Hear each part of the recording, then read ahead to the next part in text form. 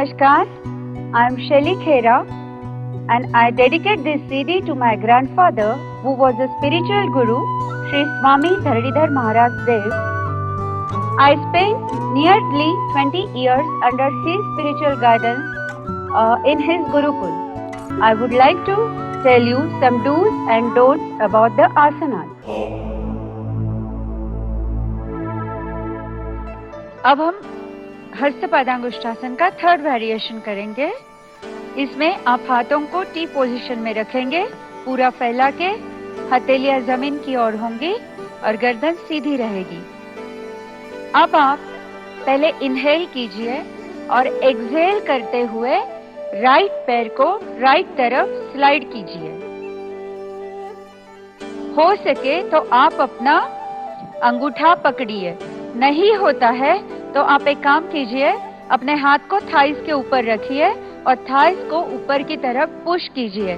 गर्दन को opposite side में रखिए, राइट, और दूसरा लेग जमीन के ऊपर होना जरूरी है। कोशिश कीजिए सीधा रहे।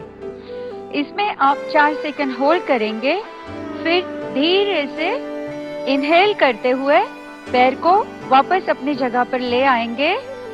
एक बात का ध्यान रखना है, जहां तक आप स्लाइड करते हैं वहीं तक कीजिए, लेकिन अगर आप पूरी तरह से स्लाइड करते हैं तो हाथ से अपने अंगूठे को, पैर के अंगूठे को पकड़ने की कोशिश कीजिए। अब हम दूसरे पैर से करेंगे और एक्सहेल करते हुए दूसरा पैर स्लाइड करेंगे। ये कंटिन्यूअस प्रोसेस है, आपको बीच में रुकना नहीं है। और फिर थाई को पकड़ के आप कोशिश करें कि आप अंगूठा पकड़ने तक की लेवल में आ सकती है। गर्दन अपोजिट साइड रहेगी, दूसरा पैर सीधा जमीन पे रहेगा और 4 सेकेंड आप होल्ड करेंगी। इनहेल करते हुए पैर को रिलैक्स करेंगे और हाथ को रिलैक्स करेंगे। ये आसन हम दोबारा करेंगे ब्रीदिंग एक्सरसाइज के साथ। हाथों को टी पोजीशन में रखेंगे। अभी पहले इनहेल करेंगे, फिर एक्सहेल करते हुए राइट लेग को राइट तरफ ले जाएंगे। बहुत धीरे ले जाइए। अंगूठा पकड़ने की कोशिश करेंगे, नहीं होता है तो थाइस के ऊपर रख के गर्दन अपोजिट,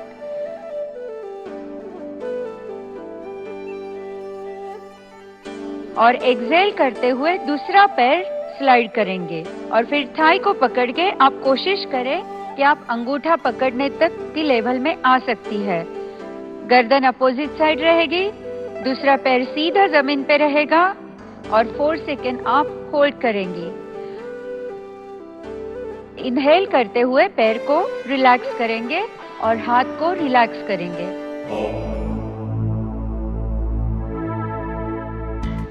अब हम चलते हैं फोर्थ वेरिएशन। फोर्थ वेरिएशन में भी आपको ऐसे ही लेटना है, हाथों को भी टी पोजीशन में रखना है। अब आपको राइट लेग को 90 डिग्री तक उठाना है इनहेल करते हुए। जब 90 डिग्री तक पैर आ जाए उसके बाद में एक्सहेल करते हुए उसको लेफ्ट लेग के ऊपर से क्रॉस करना है सीधा। जब आप लेफ्ट पैर को राइट की तरफ क्रॉस करते हैं उसके बाद में आपकी गर्दन लेफ्ट की तरफ घूमेगी, मतलब जो पैर लिया है उसी तरफ आपकी गर्दन घूमेगी, मतलब neck is to the opposite side. और जब आप क्रॉस करेंगे तो आपकी ऊपर अपर की बॉडी जो है वो क्रॉस नहीं होगी, वो सीधी रहेगी। हाथ के जो आर्म्स अगर आपका ऊपर आ रहे हैं तो उसको जमीन पे टिकाने की कोशिश करें, जमीन को टच करने चाहिए। और बाद में आप कोशिश करें कि आप इसमें भी आप हाथ से, लेफ्ट हैंड से आपके राइट अंगूठा पकड़ सकते हैं, लेकिन इसके लिए प्रैक्टिस की बहुत जरूरत है।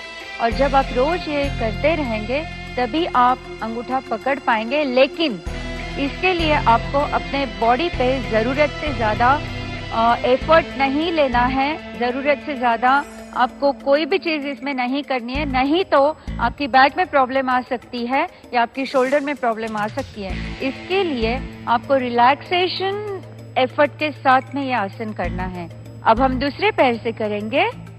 लेफ्ट पैर को 90 डिग्री में इनहेल करते हुए ले आइए और एक्सहेल करते हुए उसको राइट में क्रॉस कीजिए। नेक को अपोजिट साइड में रखिए और कोशिश करिए अंगूठे को पकड़ने की। अगर नहीं हो सकता है तो थाई को पकड़ के पैर को धीरे धीरे ऊपर करिए। इसमें कोई जर्क नहीं करना है आपको। आराम से आसन करेंगे ताकि कहीं मोच नहीं आएगी, स्प्रेन नहीं आएगा।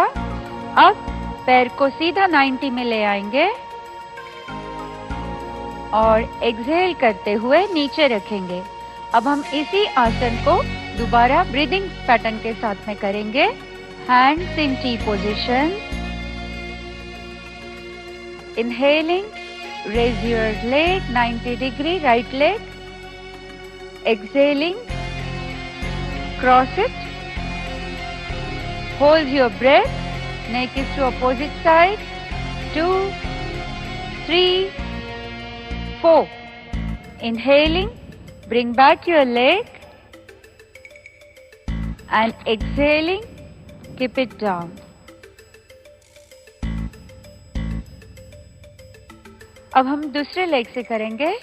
Inhaling, raise your left leg high 90 degrees, exhaling, cross it over right leg, neck is to the opposite side, hold your breath, 2, 3, 4, गर्दन को सीधे लेके आइए। Inhaling, raise your leg 90 degree and exhaling, keep it down.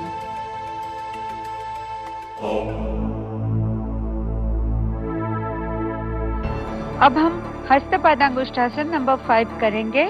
इसके लिए आपको right side में turn करना है बॉडी को।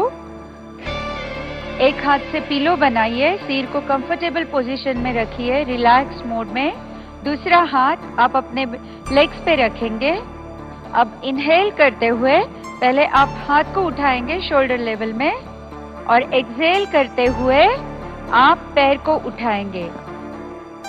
अब कोशिश कीजिए कि आप अंगूठा पकड़े, लेकिन नहीं हो सकता तो आप घुटने के पीछे पकड़ लीजिए और पैर को सीधा रखने की कोशिश कीजिए। यहाँ पर आपको ब्रेथ को होल्ड करना है 4 काउंट तक। उसके बाद में इनहेल करते हुए पैर को नीचे लेके आइए और एक्सहेल करते हुए आपको हाथ को नीचे लाना है। इसी को हम ब्रीदिंग पैटर्न के साथ करेंगे। Inhaling, raise your hand, exhaling, raise your leg,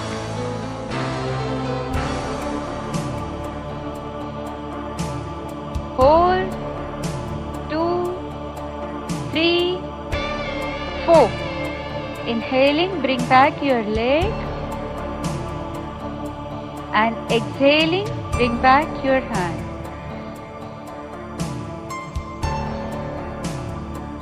अब हम लेफ्ट साइड से करेंगे। उसके लिए लेफ्ट साइड में टर्न हो जाइए, हाथों का पिलो बनाइए और दूसरा हाथ पैर पे रखिए। बॉडी को सी शेप नहीं रखना है, बॉडी हमेशा सीधी रहनी चाहिए।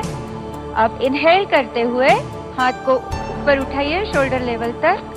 अब एक्सहेल करते हुए आप पैर को उठाएंगे, नी को बेंड नहीं करना है। अब इनहेल करते हुए आप नीचे लेके आएंगे पैर को और एक्सहेल करते हुए आप हाथ को नीचे लेके आएंगे। अब हम इसी को ब्रीदिंग पैटर्न के साथ करेंगे। Inhaling, raise your hand, exhaling, raise your leg, hold, 2, 3, 4, inhaling, bring back your leg, exhaling your hand.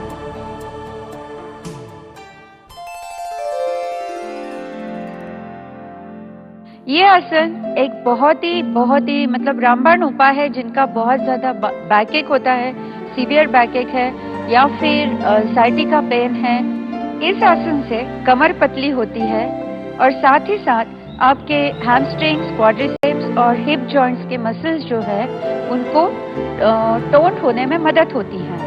इसमें 5 वेरिएशन है। पांचों वेरिएशन बहुत ही आसान है, लेकिन जब आप ये थर्ड और फोर्थ वेरिएशन जब आप करते हैं, उस टाइम थोड़ा ध्यान रखना है, अपने आप को जोर जबरदस्ती करके कोई भी आसन नहीं करना है। इजीली विद द एफर्ट्स जो भी आप डालेंगे वो रिलैक्सेशन के साथ डालेंगे। अगर आप फर्स्ट टाइम कर रहे हैं आसन तो बहुत तकलीफ हो सकती है, इसके लिए धीरे धीरे अब मैं आपको बता रही हूँ कि आपको कैसे अंगूठे तक पहुंचना है। तो धीरे से राइट हैंड अपने राइट थाई पे रखिए और जब आप इस आसन में नॉर्मल ब्रीदिंग में रहेंगे तो थाई को और मतलब लेग को धीरे धीरे ऊपर की तरफ पुश कीजिए। इसकी वजह से आपकी थाई की मसल्स है और हिप जॉइंट मसल्स है, उसमें फ्लेक्सिबिलिटी आएगी। और जब आप ये लगातार 3 महीने तक ये आसन करते रहेंगे तब आप अपने अंगूठे तक पहुंच सकते हैं।